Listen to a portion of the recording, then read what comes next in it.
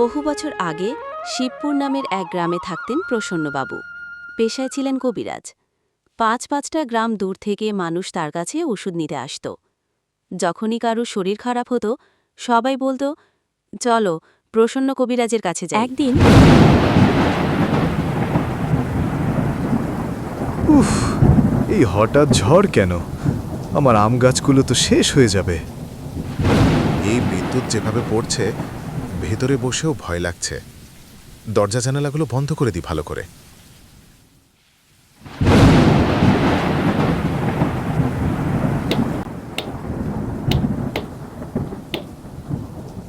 এই ঝড় তুফানে আবার কে এলো? এই সময় কেউ এভাবে আসে নাকি? কবিরাজ মশাই, একটু দরজা খুলবেন? খুব বিপদে আছি। কে হতে পারে? আশেপাশের কেউ মনে হচ্ছে না। যাই দেখি। তুমি কে ভাই? এমন ঝড়ের মধ্যে এসেছো কেন? আমার মেয়েটা মৃত্যুর মুখে। আপনি না গেলে ও মরেই যাবে। এই বৃষ্টিতে এখন কিভাবে যাই ভাই? ভোরে আসো, আমি তখন যাব। আপনার পায়ে পড়ি কবিরাজ মশাই। প্রসন্ন অনুভব করলেন লোকটার শরীর একেবারে বরফ ঠান্ডা।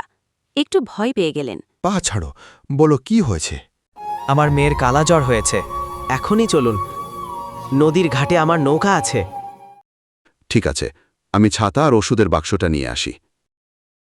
তারপর দুজনে অন্ধকার রাস্তা ধরে নদীর দিকে হাঁটলেন। নিরঞ্জন এগিয়ে চলেছে, প্রসন্ন পেছনে। চারপাশে কেবল ঝড় আর অন্ধকার। অন্ধকারে তো কিছুই দেখা যাচ্ছে না। এই বৃষ্টিতে এখন কিভাবে যাই? এই যে ওই ঘাটেই আমার নৌকা বাঁধা। অন্ধকারে তো কিছুই দেখা যাচ্ছে না, কিভাবে বসবো?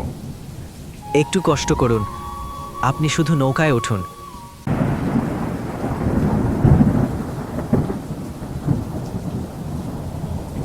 আমার মেয়ে ঠিক হয়ে যাবে তো? আগে না দেখে কিছু বলা মুশকিল। জ্বর বেশি হলে বাঁচানো কঠিন।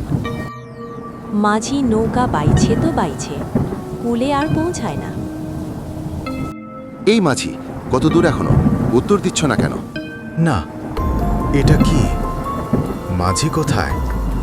কেদার চালাচ্ছে? কে?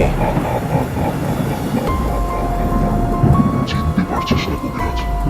আমি নিরঞ্জন। তোর হাতেই আমার স্ত্রী মারা গেছে। তুই ভুল ওষুধ দিয়েছিস। সেই রাতেও আমি তোর কাছে এসেছিলাম। মনে কর। প্রসন্নের মনে পড়ে সেই রাতের কথা। বলো কি হয়েছে? আমার বউ খুবই অসুস্থ।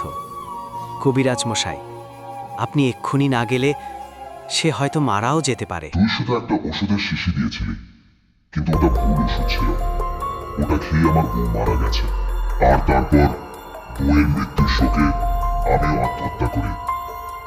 কিন্তু তোকে আমি ছাড়বো না। তোকে আমি শেষ করে দেব।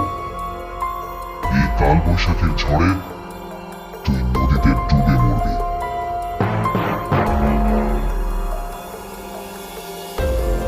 না, দয়া করে ছেড়ে দাও।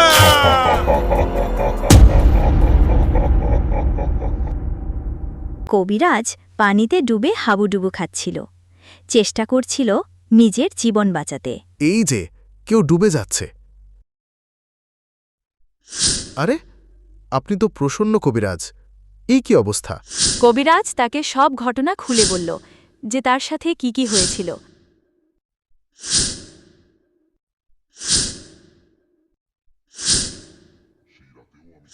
না, দয়া করে ছেড়ে দাও। আপনি নিরঞ্জনের নৌকায় উঠেছিলেন? তিনি তো 7 বছর আগে আত্মহত্যা করেছিলেন। স্ত্রী ও মেয়েকে হারিয়ে সহ্য করতে পারেননি।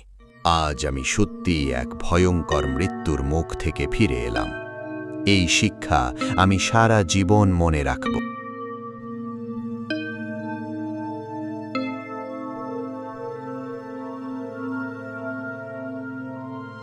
এই ভিডিওটিতে লাইক, কমেন্ট ও শেয়ার করো, আর অবশ্যই এই চ্যানেলটি সাবস্ক্রাইব করো।